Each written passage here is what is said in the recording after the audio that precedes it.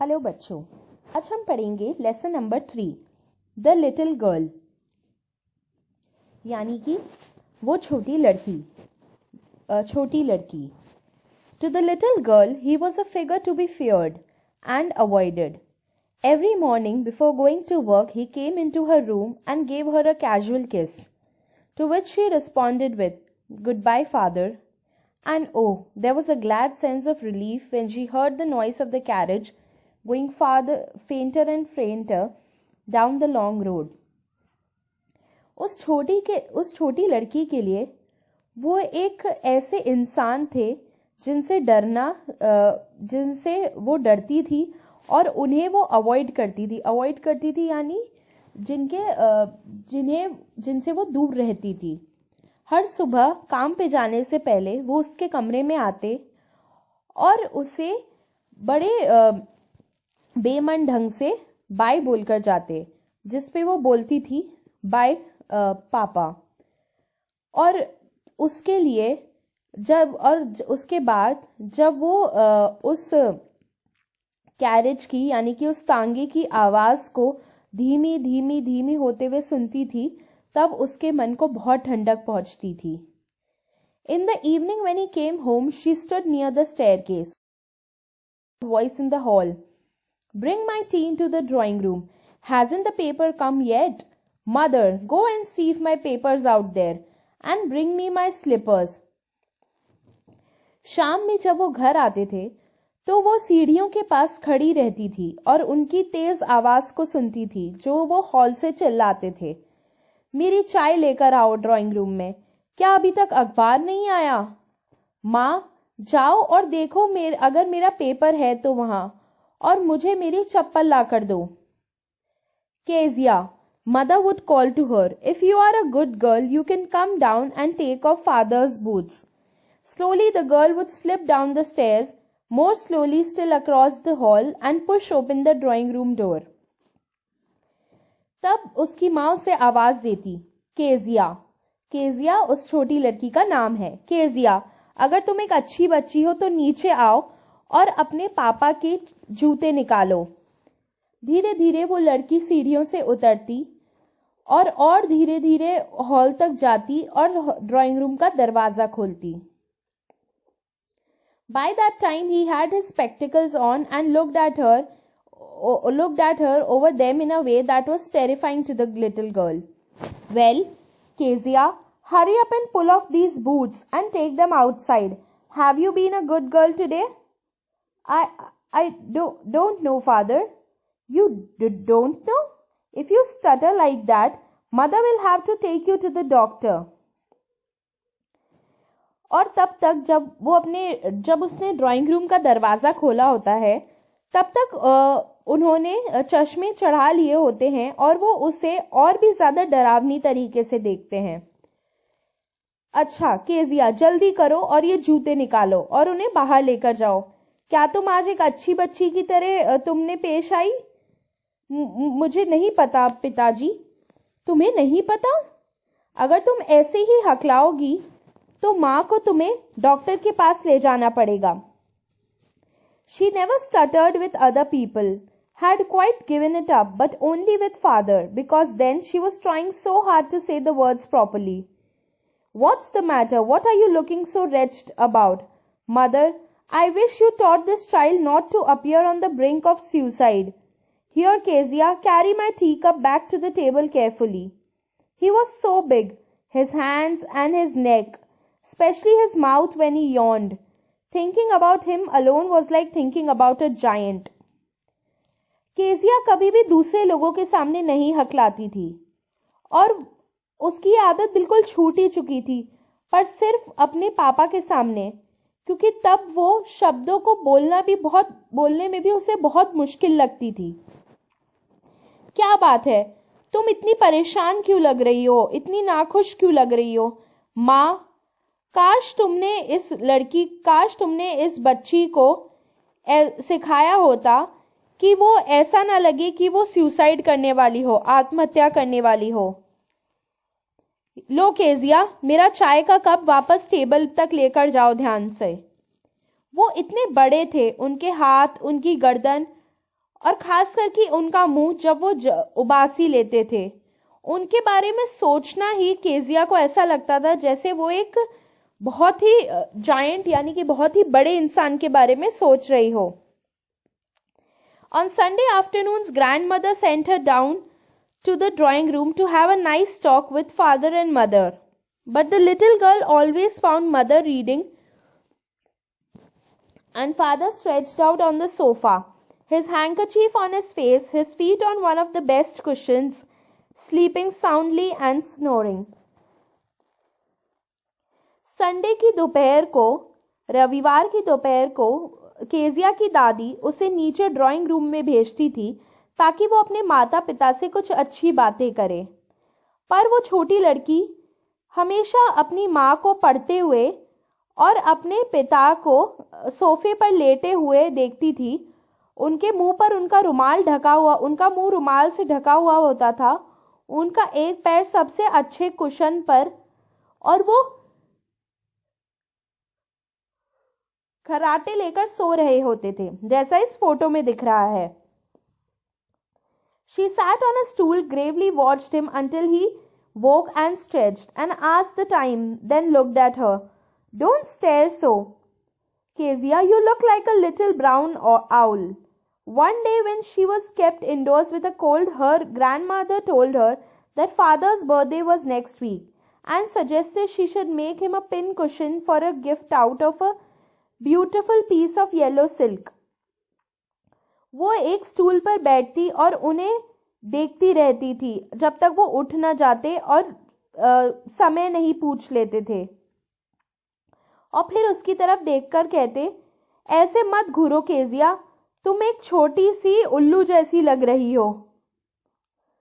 एक दिन जब वो सर्दियों में अंदर थी तब उसकी दादी ने उसे बताया कि उसके पापा का बर्थडे है अगले हफ्ते, और उन्होंने उसे कहा कि उन्हें उसके केजिया को उनके लिए एक कुशन बनाना चाहिए गिफ्ट के रूप में, जो कि एक पीले सिल्क के बहुत ही सुंदर कपड़े से बना हो। Laboriously with a double cotton, the little girl stitched 3 sides, but what to fill it with? That was the question. The grandmother was out in the garden and she wandered into mother's bedroom to look for scraps. On the bed table, she discovered a great many sheets of fine paper, gathered them up, tore them into tiny pieces and stuffed her case, then sewed up the 4th side. That night there was a hue and cry in the house. Father's great speech for the Port Authority had been lost. Rooms were searched, servants questioned. Finally, mother came into Kezia's room. Kezia, I suppose you don't see some papers on a table in our room? Oh yes, she said. I tore them up for my surprise. What? Screamed mother. Come straight down to the dining room this instant. बड़ी ही मेहनत के बाद एक double कपास के cotton के कपड़े के साथ उस छोटी लड़की ने 3 हिस्सों को तो सिल दिया, पर वो उसे भरती किससे? वो सवाल था। उसकी दादी बाहर गार्डन में थी तो वो अपनी माँ के बेडरूम में देखने चली गई अगर कोई फालतू कपड़े हो तो, टुकड़े हो तो। बेड के पास वाली टेबल पे उसे बहुत सारे पेपर की शीट दिखी, बहुत सारे पेपर दिखे। उसने उन्हें इकट्ठा किया और उनको छोटे छोटे टुकड़ों में फाड़ दिया और अपने कुशन को भर लिया और चौथी साइड को भी सिल लिया। उस रात घर में बहुत हंगामा मचा। उसके पापा की जो बढ़िया सी स्पीच थी पोर्ट अथॉरिटी के लिए, वो खो गई थी। हर कमरे को छाना गया, हर नौकर से सवाल किए गए। आखिर में उसकी माँ केजिया के रूम में आई। केजिया, क्या तुमने कोई पेपर तो नहीं देखे हमारे रूम में टेबल पर? अरे हाँ, केजिया ने कहा, मैंने उन्हें अपने सरप्राइज के लिए फाड़ दिया। क्या? उसकी माँ चिल्लाई। एकदम से नीचे आओ, अभी के अभी डाइनिंग रूम में। and she was dragged down to where father was pacing to and fro, hands behind his back. Well, he said sharply. Mother explained. He stopped and stared at the child. Did you do that? No, she whispered. Mother, go up to her room and fetch down the damn thing. See that the child's put to bed this instant. और उसके बाद उसे नीचे घसीटा गया जहां उसके पापा इधर से उधर घूम रहे थे बहुत जोर जोर से और उनके हाथ पीछे बंधे हुए थे. तो हुआ क्या? तब माँ ने पापा को सब एक्सप्लेन किया, सब समझाया. वो रुके और उस बच्ची की तरफ घूरा. क्या तुमने ये किया है? वो धीरे से बोली, नहीं. माँ, इसके रूम में जाइए और वो चीज लेकर आइए और देखिए कि ये अभी के अभी सो जाए. Crying too much to explain, she lay in the shadowed room watching the evening light make a sad little pattern on the floor. Then father came into the room with a ruler in his hands. I am going to beat you for this, he said. Oh, no, she screamed, hiding under the bedclothes. He pulled them aside. Sit up and hold out your hands. You must be taught once and for all not to touch what does not belong to you. But it was for your birthday. Down came the ruler on her little pink palms. Hours later, बहुत रोते रोते जब वो अपनी बात समझा रही थी तो वो उस रूम में खड़ी देखती रही. फिर पापा उसके रूम में आए, हाथ में एक स्केल लेकर, एक डंडा लेकर. मैं तुम्हें इस बात के लिए सजा दूंगा. वो चिल्लाई, नहीं. और वो चद्दर के नीचे छुप गई. उसके पापा ने चद्दर हटाई और कहा, बैठो और अपने हाथ आगे करो. तुम्हें एक बार ये सिखाना चाहिए, एक बार में और आखिरी बार में ये सिखाना चाहिए कि कैसे जो चीज तुम्हारी नहीं है उसे छूना नहीं चाहिए. पर यह आपके बर्थडे के लिए था, आपके जन्मदिन के लिए था.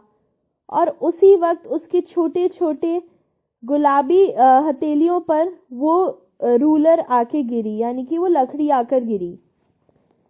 Hours later, when grandmother had wrapped her in a shawl and rocked her in the rocking chair, the child clung to her soft body. What did God make fathers for? She sobbed. Here's a clean hanky. Blow your nose, darling. Go to sleep, pet. You'll forget all about it in the morning. I tried to explain to father, but he was too upset to listen tonight. But the child never forgot. Next time she saw him, she quickly put both hands behind her back and a red color flew onto her cheeks. घंटों बाद जब उसकी दादी ने उसे shawl में लपेटा और उसके बाद उसे चेयर पे सुलाया, तब वो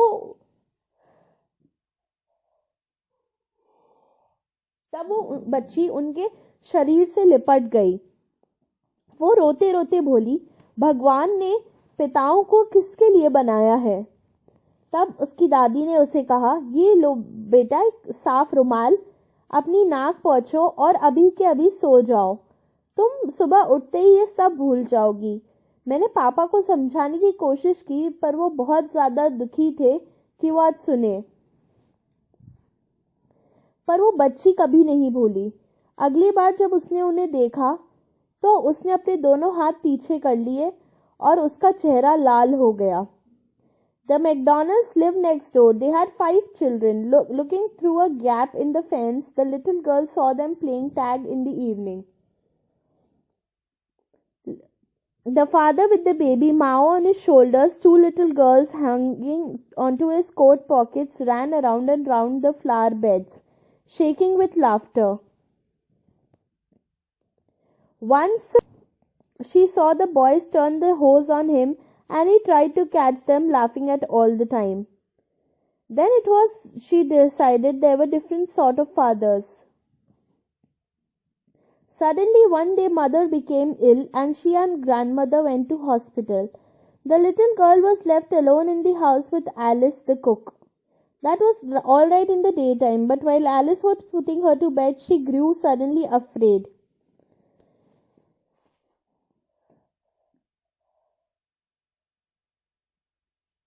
उनके पड़ोस में ही मैकडॉनल्ड्स परिवार रहता था। उनके 5 बच्चे थे और अपनी झाड़ी में से एक छेद में से वो छोटी लड़की उन्हें रोज शाम को टैग खेलते देखती थी। टैग पकड़न पकड़ाई गेम होता है जो बच्चे खेलते हैं, और ये उनके पापा जो थे वो उनका जो बच्चा है माओ उसे अपने कंधे पर बिठाकर, और जो 2 छोटी लड़कियां हैं वो उनकी कोट की पॉकेट पर जेब पर पकड़ के उनके आसपास भागती रहती थी हंसते हंसते। एक दिन उसने उन लड़कों को देखा कि उन्होंने अपने पापा की तरफ पाइप चला दिया और उनके पापा भी उनको हंसते हंसते पकड़ने की कोशिश कर रहे थे। तब उसे समझ में आया कि दुनिया में अलग अलग प्रकार के पिता होते हैं। एक दिन अचानक माँ बीमार हो गई, तब उन्हें और दादी को साथ में अस्पताल जाना पड़ा। तब वो छोटी लड़की अकेली रह गई घर में एलिस के साथ। एलिस उनकी बावर्ची जो उनके घर में खाना बनाती थी। वो सब दिन तक तो ठीक था, पर रात में एलिस जब उसे सुला रही थी तब वो उसे एकदम से डर लग गया।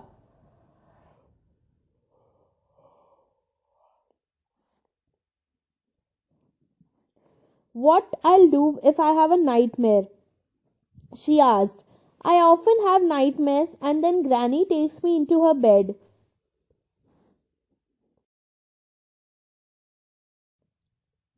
What's the matter? He said. Oh, a butcher, a knife. I want Granny. He blew out the candle, bent down and caught up the child in his arms, carrying her along the passage to the bedroom. The newspaper was on the bed. He put away the paper, then carefully tucked up the child. He lay down beside her, half asleep still with the butcher's smile all about her, it seemed. She crept close to him, snuggled her head under his arm, held tightly to his shirt. Then the dark did not matter. She lay still. Here, rub your feet against my legs. Get them warm, said father. क्या हुआ? उसके पापा ने कहा। वो कसाई, वो चाकू, मुझे दादी चाहिए। उसके पापा ने उस मोमबत्ती को बुझाया, झुके और उस बच्ची को अपनी बाजुओं में उठाया और उसे रास्ते से होते हुए, चौक से होते हुए बड़े कमरे तक ले गए।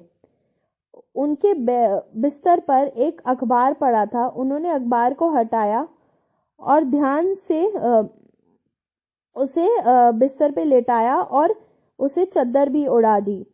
वो उसके पास में लेट गए, आधी नींद में, और अभी भी उसी सपने में खोए हुए वो उनके एकदम पास में चिपक गई और अपना सिर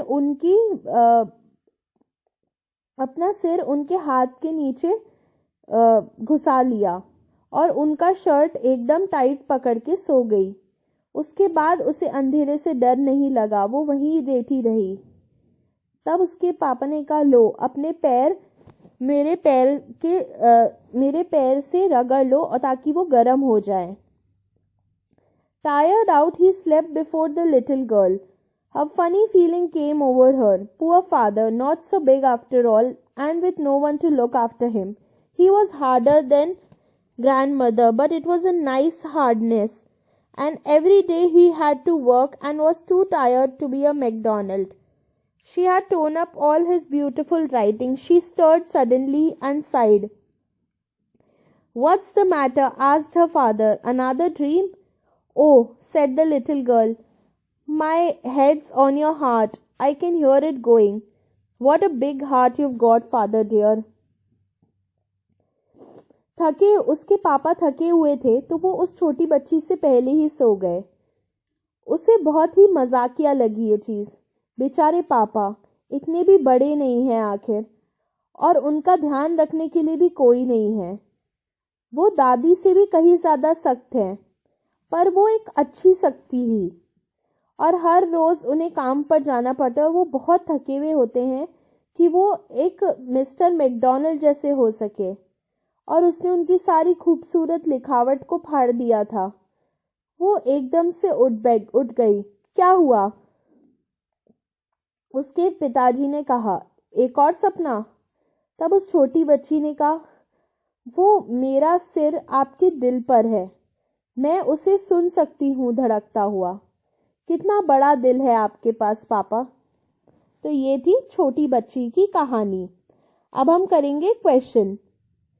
तो नीचे जो दिए गए हैं ये कुछ इमोशंस हैं, कुछ भावनाएं हैं जो केजिया को महसूस हुई। तो हमें इनको कॉलम ए में जो है उनको बी से मैच करना है। तो पहला है फियर और टेरर, यानी कि डर लगना या खौफ।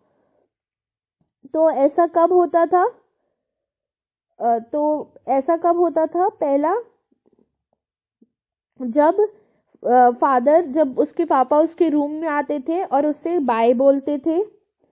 दूसरा होगा इसका आंसर होगा फर्स्ट। फिर थर्ड, जब पापा घर आते थे, फादर कम्स होम। फिर फोर्थ, स्पीकिंग टू फादर, पापा से बोलते हुए। और फिर होगा इसका answer 6, 7, father stretched out on the sofa snoring. तो फर्स्ट का आंसर होगा फर्स्ट 1, 3, 4 और 7। फिर है दूसरा ग्लैड सेंस ऑफ रिलीफ। इसका होगा मतलब कि कलेजे में ठंडक आना। इसका होगा दूसरा 2, noise of the carriage grows फेंटर। और फिर तीसरा है a funny feeling perhaps of understanding. तो इसका जवाब होगा 6, father comforts her and fall asleep. जो फिफ्थ है वो भी फर्स्ट का ही आंसर होगा। अब हम करेंगे question 2, answer the following questions in 1 और 2 सेंटेंसेस। तो इनको एक या दो लाइन में इन क्वेश्चन के जवाब देने हैं हमें। फर्स्ट है, why was Kezia afraid of her father. तो केजिया अपने पापा से क्यों डरती थी? तो केजिया को अपने पापा से इसलिए डर लगता था क्योंकि वो उससे बहुत ही सख्ती से बात करते थे और वो उसकी गलतियां ढूंढते रहते थे। दूसरा क्वेश्चन है, who were the people in Keziah's family. तो केजिया के परिवार में कौन कौन था? केजिया के परिवार में उसके मम्मी पापा और उसकी दादी थी। तीसरा है, what was Kezia's father's routine before going to his office, after coming back from his office on Sunday. तो केजिया के पापा का रूटीन क्या था? ऑफिस जाने से पहले वो केजिया को बाय कहने आते थे बहुत ही बेमन से। और ऑफिस से वापस आने के बाद वो अखबार और चाय मांगते थे। और संडे को दोपहर में वो आराम करते थे और बहुत ही आराम से सोफे पर सोते थे। अगला सवाल है, अगला क्वेश्चन है, in what ways did Kezia's grandmother encourage her to get to know her father better. तो केजिया की दादी ने उसे कैसे प्रोत्साहन दिया कि उसे अपने पापा को किस तरीके से अच्छे से जानना चाहिए। तो केजिया की दादी ने उसे उसके पापा के रूम में भेजा और बोला कि वो उनसे अच्छे से बात करे। और उन्होंने उससे ये भी कहा कि वो उनके लिए एक कुशन बनाए अपने पापा के बर्थडे पे गिफ्ट देने के लिए। अगला क्वेश्चन है, discuss these questions in class with your teacher and then write down your answers in 2 to 3 paragraphs each. तो अब हमको जो क्वेश्चन है उनके आंसर 2 से 3 पैराग्राफ में देने हैं। तो पहला क्वेश्चन है, केजिया's efforts to please her father resulted in displeasing him very much. How did this happen? Kezia की जो मेहनत थी ताकि वो अपने पापा को खुश कर सके, वो उल्टा उसके पापा को बहुत ही ज़्यादा दुखी और नाखुश कर गई। ऐसा कैसे हुआ? तो केजिया अपने पापा से डरा करती थी। तो एक दिन उसकी दादी ने उसे कहा कि वो अपने पापा को बर्थडे पे गिफ्ट में देने के लिए एक कुशन बनाए। तो केजिया ने इसे एक तरीके से मौका समझा कि वो अपने पापा को खुश कर सके। तो उसने कॉटन के कपड़े को 3 साइड से सिल लिया और फिर वो चीज़ें ढूंढ रही थी जो वो उस सिले हुए कपड़े के अंदर भर सके। जल्दी ही उसे बहुत सारे पेपर मिल गए, तो उसने उन पेपर को फाड़ के छोटे छोटे टुकड़ों में उसमें भर दिया, और असल में वो उसके पापा की लिखी हुई स्पीच थी जो उन्हें कहीं पर देनी थी। तो इस वजह से जब उसके पापा ने उन पेपर को ढूंढा और वो नहीं मिले, और जब उन्हें पता चला कि केजिया ने उनको तो फाड़ दिया है कुशन बनाने के लिए, तो वो उससे बहुत गुस्सा हुए और उसे एक स्केल से मारा। तो इस तरीके से उसकी मेहनत जो वो अपने पापा को खुश करना चाहती थी, उल्टा उससे पापा दुखी हो गए।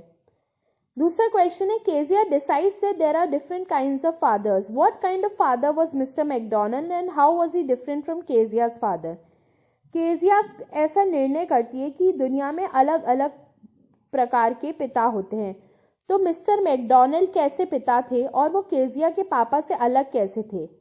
केजिया के मुताबिक उसके पापा बहुत ही ज़्यादा सख्त थे, वो उससे प्यार से बात नहीं करते थे, बल्कि उससे हमेशा गलतियां ढूंढते रहते थे, तो वो उनसे दूर रहती थी।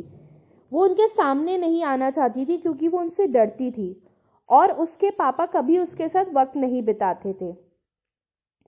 मिस्टर मैकडॉनल्ड जो थे वो अपने बच्चों के साथ खेला करते थे और अपने बच्चों से बहुत हंसकर बातें करते थे, तो वो ऐसा सोचती थी कि काश उसके पापा भी उन्हीं की तरह दोस्त जैसे होते उसके। Question 3. How does Kezia begin to see her father as a human being who needs her sympathy?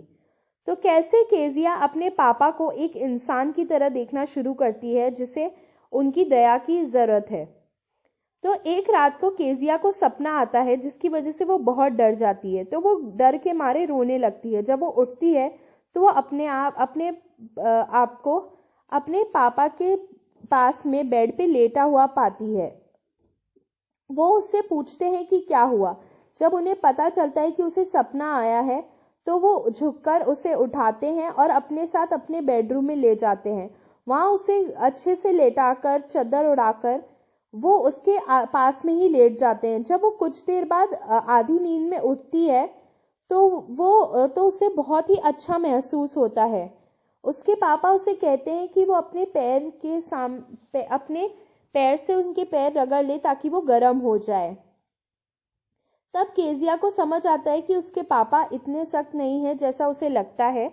उसे समझ आता है कि उसके पापा को पूरा दिन काम करना होता है, जिस वजह से वो थक जाते हैं और उसके साथ खेल नहीं सकते। उसे ये समझ आता है कि उसके पापा ये चाहते थे कि वो उनकी मजबूरी समझे, और दिल से वो बहुत ही अच्छे इंसान हैं। अगला क्वेश्चन है, look at the following sentences. तो इन सेंटेंसेस में क्या है?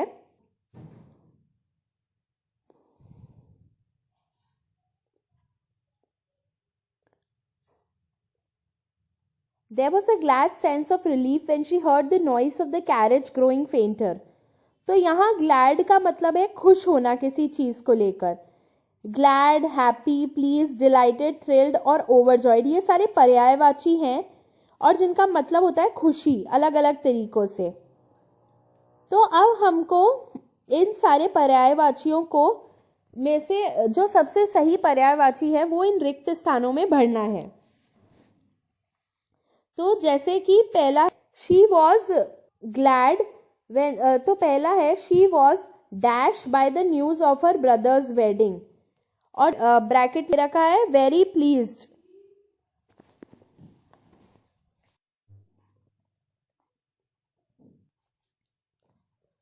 तो जैसे पहला है she was dash by the news of her brothers wedding, तो वो अपने भाई की शादी की बात सुनकर बहुत ज्यादा खुश थी। तो बहुत ज्यादा खुश का एक वर्ड होगा थ्रिल्ड, THRILLED। तो पहले का जवाब है थ्रिल्ड। दूसरा है I was dash to be invited to the party, और ब्रैकेट में है extremely pleased and excited about. तो मैं बहुत ही ज्यादा खुश और बहुत ही ज्यादा उत्सुक थी पार्टी में इनवाइट किए जाने की वजह से। तो इसका वर्ड होगा delighted, DELIGHTED, delighted. तीसरा है she was dash at the birth of a granddaughter. वो अपनी पोती के जन्म पर बहुत ही ज्यादा खुश थी. तो बहुत ज्यादा खुश का होगा overjoyed. She was overjoyed, OVERJOYED. फिर चौथा है the coach was dash with his performance. जो कोच थे वो उसकी परफॉर्मेंस से संतुष्ट थे. तो इसका होगा pleased. The coach was pleased, PLEASED. फिर लास्ट है she was very dash with her result, happy about something that has happened. तो अपने रिजल्ट से काफी खुश थी. तो इसका जवाब भी होगा खुश, हैप्पी, HAPPY. तो अब हमें क्या करना है, अब हमें जैसे जो बिग शब्द होता है उसका मतलब होता है बड़ा. तो अब हमें एक डिक्शनरी को ढूंढकर एक डिक्शनरी में से बिग शब्द का मतलब ढूंढना है. तो जैसे है यार बिग गर्ल नाउ, अब तुम अब एक बड़ी लड़की हो, मतलब ओल्डर. इसका मतलब क्या होगा, ओल्डर. फिर दूसरा है today you are going to take the biggest decision of your career.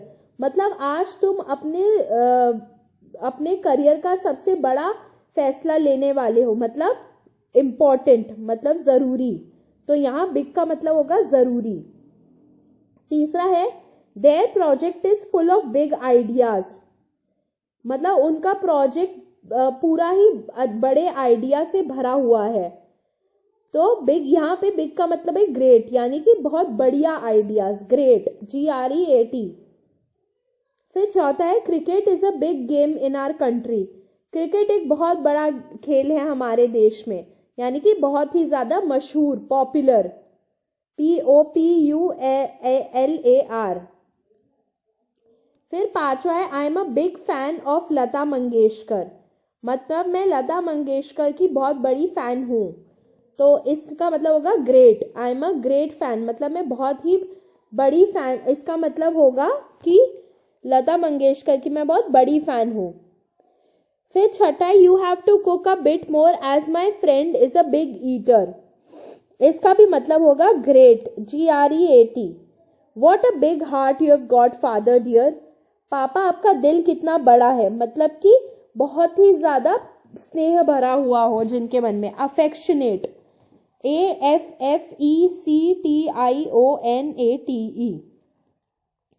Affectionate. तो अब अगला है वर्ब्स ऑफ रिपोर्टिंग. तो अब आप ये सेंटेंस पढ़ो. What screamed mother, no she whispered, sit up he ordered. तो इनमें जो टेढ़े शब्द लिखे हुए हैं इनका मतलब होता है जो रिपोर्टिंग बताई है. तो हम किसी भी चीज को क्या रिपोर्ट करते हैं कि जो किसी ने कहा हो या किसी ने सोचा हो. जैसे तो अब हमें ये जो वर्ब्स है रिपोर्टिंग की उनको अंडरलाइन करना है. तो पहला he says he will enjoy the ride. वो कहता है कि वो उसे इस यात्रा में मजा आएगा. तो इसमें होगा सेज, यानी कि कहना. दूसरा है father mention that he was going on a holiday. पापा ने कहा था कि वो एक छुट्टी पर जा रहे हैं. तो इसमें होगा मेंशन्ड, यानी कहना. No one told us that the shop was closed. किसी ने हमें नहीं बताया कि दुकान बंद है, यानी बताया, टोल्ड. चौथा है he answered that the price would go up. उसने जवाब दिया कि कीमत बढ़ेगी. तो इसका जवाब होगा आंसर्ड. फिर फिफ्थ है I wondered why he was screaming. इसका आंसर है वंडर्ड. फिर सिक्स्थ है Ben told her to wake him up. इसका जवाब है टोल्ड. फिर सेवेंथ है Ratan apologised for coming late to the party. इसका जवाब है अपोलोजाइज्ड. अब यहाँ पे कुछ वर्ब, ऐसी रिपोर्टिंग वर्ब्स जो है वो इस बॉक्स में दी गई है. तो अब हमें इनसे ये fill in the blanks fill करने हैं. तो पहला है I am not afraid, remarked the woman. मतलब मैं डरती नहीं हूं, उस औरत ने कहा. Leave me alone, my mother shouted. मुझे अकेला छोड़ दो, मेरी माँ चिल्लाई. The children dash that the roads were crowded and crispy. तो बच्चों ने शिकायत की कि जो रोड थी वो बहुत ही भीड़ भाड़ की और बहुत ही शोर मचाने वाली थी। तो इसका होगा complaint. The children were complaining. Perhaps he isn't a bad sort of a chap after all. शायद वो इतना भी बुरा आदमी नहीं है। ये क्या ऐसा जवाब दिया मास्टर ने, रिप्लाइड द मास्टर। फिर है पांचवा, let's go and look at the school ground dash the sports teacher. तो स्पोर्ट्स टीचर ने क्या किया, सजेस्ट किया कि चलो जाके स्कूल ग्राउंड देखते हैं। Suggested, SUJJGGESTED। फिर लास्ट है, the traffic police dash all the passengers passers by two keep of the road. तो ट्रैफिक पुलिस ने ऑर्डर किया कि जितने भी गुजरने वाले हैं सब रोड से दूर रहे। तो ये था वर्ब रिपोर्टिंग। अब अगला है, अब आपको ग्रुप बनाने हैं और इन सवालों को डिस्कस करना है। तो पहला सवाल है, ये स्टोरी ये कहानी एक भारतीय कहानी नहीं है, पर क्या आपको लगता है ऐसे पिता माता और दादी हैं जैसे इस कहानी में दिखाए गए हैं हमारे देश में? है तो आप आपस में सोचिए। Was Kezia's father right to punish her? What kind of person was he? तो केजिया के पापा को क्या हक था कि वो उसे सजा दे? वो किस तरीके के इंसान थे? तो आप इसका जवाब इस बॉक्स में लिखे गए शब्दों को यूज करके दे सकते हैं। अगला है, has your life been different from और similar to that of Kezia when you were a child? Has your perception about your parents changed now? Do you find any change in your parents behaviour vis yours? Who has become more understanding? What steps would you like to take to build a relationship based on understanding? Write 3 or 4 paragraphs discussing these issues from your own experience. तो क्या आपकी जिंदगी अभी Kezia जैसी ही थी या Kezia से अलग थी जब आप एक बच्चे थे? और क्या आप अपने माता पिता को लेकर जैसा सोचते थे, जैसी आपकी सोच थी, क्या वो बदली है या अब भी वैसी है? क्या आपको अपने माता पिता के व्यवहार में कोई बदलाव लगता है या फिर आपके में? आपको क्या लगता है कौन ज्यादा समझदार हो गया है, समझने वाला हो गया है? आप ऐसी क्या चीजें करना चाहेंगे जिससे आपके और आपके माता पिता के बीच का रिश्ता समझ वाला बने? और तो इस बारे में 3 से 4 पैराग्राफ लिखिए। अब हम लास्ट में पढ़ेंगे ये poem, rain on the roof.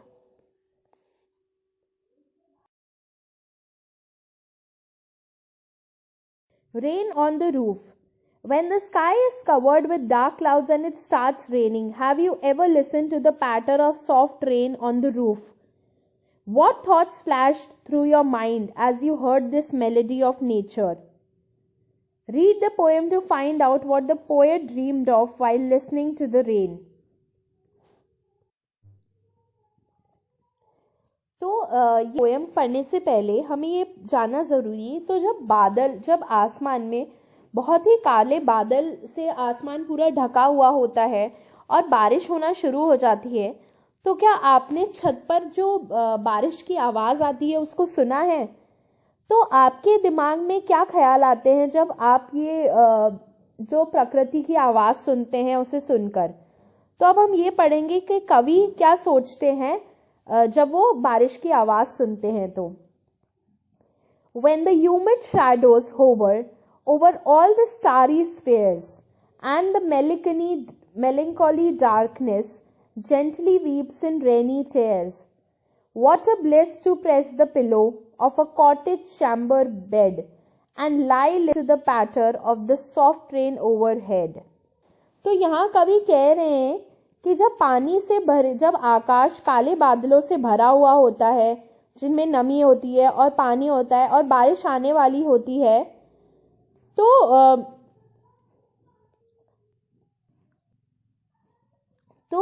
जब वो पूरा ढक लेते हैं और जब पूरा अंधेरा छा जाता है और बारिश जैसे ही गिरने वाली होती है, तब कितना सुकून मिलता है तकिए में सर लगा के एक बिस्तर पे लेटने में और सिर्फ जो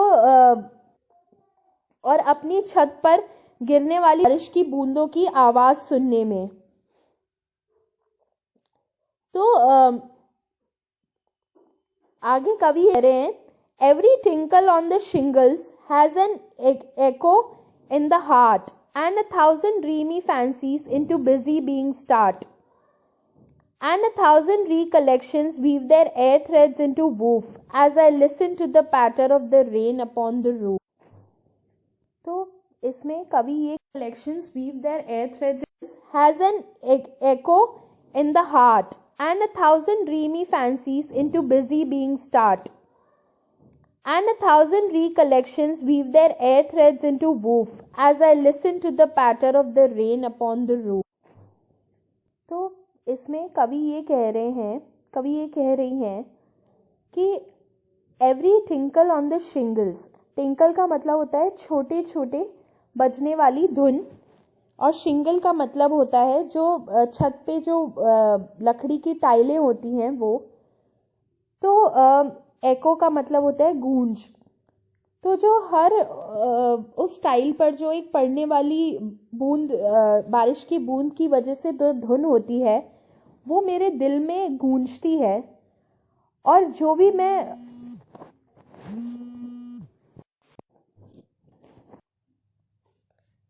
यहाँ फिर आगे कवि ये कह रहे हैं, and a thousand dreamy fancies into busy being start, मतलब कवि यहाँ ये याद करती हैं कि वो अपने अतीत को याद करती हैं कि बारिश के मौसम में उन्हें कैसा लगता था। And a thousand recollections weave their air threads into woof. तो मतलब है कि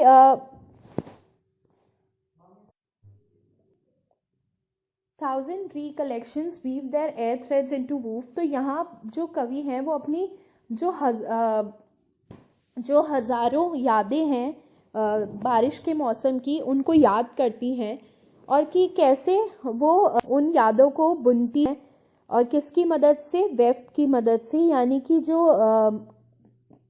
चरखे के आसपास जो धागा लगता है उससे। As I listen to the patter of the rain upon the roof. और ये सब वो कब, ये सारी चीज़ें वो कब सोचती हैं, कब याद आती हैं, जैसे जैसे वो बारिश की आवाज़ अपनी छत पर पड़ते हुए सुनती हैं।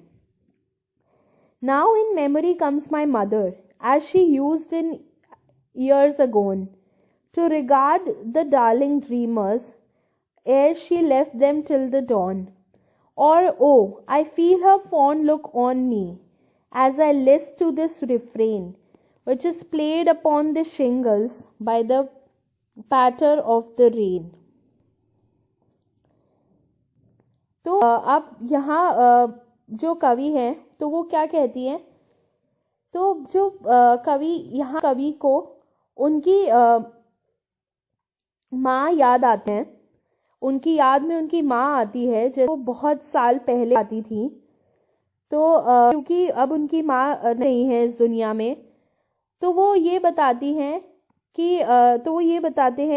कि पहले जब उनकी तो वो उन सारे बच्चों को याद करती हैं जो अपनी माँ को याद करते हैं, जिनकी माँ उन्हें छोड़कर चली गई हैं, जिनकी माँ अब इस दुनिया में नहीं है। तो वो ये देखती हैं कि कैसे उन्हें कैसे जब वो ये बार बार ये आवाज़ सुनती है तो उन्हें ऐसा लगता है कि उनकी माँ उन्हें प्यार से देख रही हैं, और जैसे जैसे इसकी आवाज़ होती रहती है इस बारिश की, और जैसे जैसे ये आवाज़ छत पे गिरती रहती है। तो ये था rain on the roof poem.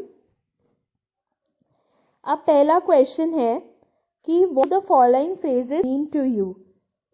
तो ये सारी चीज़ों की क्या मतलब है। पहला, ह्यूमिड शैडोज। ह्यूमिड शैडोज का मतलब वो सारी परछाइयाँ अलग अलग चीज़ों की जो गीली हो जाती हैं बारिश के मौसम में। दूसरा है स्टारी स्फेयर्स, वो हिस्सा तारों का, वो हिस्सा जहाँ पे तारे एक समूह में नज़र आते हैं आसमान में।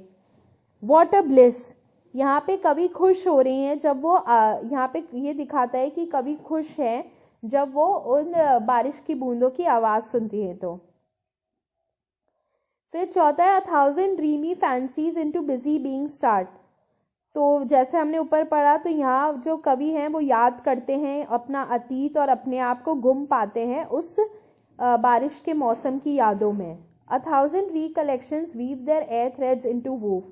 तो यहाँ अब कवि जो है अपनी हजारों यादें जो थी बारिश के मौसम की उनको याद करते हैं और उन्हें कैसे बुना वो याद करते हैं। अगला सवाल है What does the poet like to do when it rains? तो पोएट कवि को क्या करना पसंद है जब बारिश होती है? तो जब बारिश होती है कवि को ये पसंद है कि वो बिस्तर पे लेट कर एक झोपड़ी में बिस्तर पे लेट कर बस उस छत पे पड़ने वाले उस बारिश की बूंदों की आवाज़ को सुनते रहें। What is the single major memory that comes to the poet's mind? Who are the darling dreamers he refers to? तो एक सबसे बड़ी याद क्या आती है कवि के दिमाग में? डार्लिंग ड्रीमर से उनका क्या मतलब है? तो कवि की जो माँ की याद है वो उनकी सबसे बड़ी याद है जो उनके दिमाग में आती है। डार्लिंग ड्रीमर्स यहाँ वो बच्चे हैं जो अपनी माँ को वैसे याद करते हैं जैसे कवि याद करते हैं। Is the poet now a child? Is his mother still alive? नहीं, पोएट अब बच्चे नहीं रहे, नहीं कवि अब बच्चे नहीं रहे हैं, उनकी माँ अब नहीं रही, पर उनकी यादें उन्हें अभी भी सताती हैं। When you were a young child, did your mother tuck you in as the poet's mother did? क्या जब आप एक छोटे बच्चे थे आपकी माँ भी आपको सुलाती थी जैसे कवि की माँ सुलाती थी? हाँ, ऐसा शायद सबकी माँ करती हैं। और तो इसका जवाब वैसे आप दीजिए कि आपको क्या लगता है। फिर अगला है do you like rain? What do you do when it rain steadily और heavily as described in the poem? क्या आपको बारिश पसंद है? तो जब भी बारिश बहुत तेजी से होती है या धीरे से होती है तब आपको क्या करना पसंद है? आप बताइए और आपस में बात कीजिए। फिर तीसरा है does everybody have a cozy bed to lie in when it rains? Look around you and describe how different kinds of people और animals spend time, seek shelter etcetera during rain. तो क्या हर किसी के पास एक आरामदायक बिस्तर होता है लेटने के लिए जब बारिश हो? तो अपने आसपास देखो और ये बताओ कि अलग अलग तरीके के लोग या जानवर कैसे अपना वक्त बिताते हैं जब बारिश होती है। जैसे कुछ लोग ऊपर छत ढूंढने के लिए भागते हैं, छुपने के लिए जगह देखते हैं, तो ऐसे। तो ये था हमारा लेसन नंबर 2।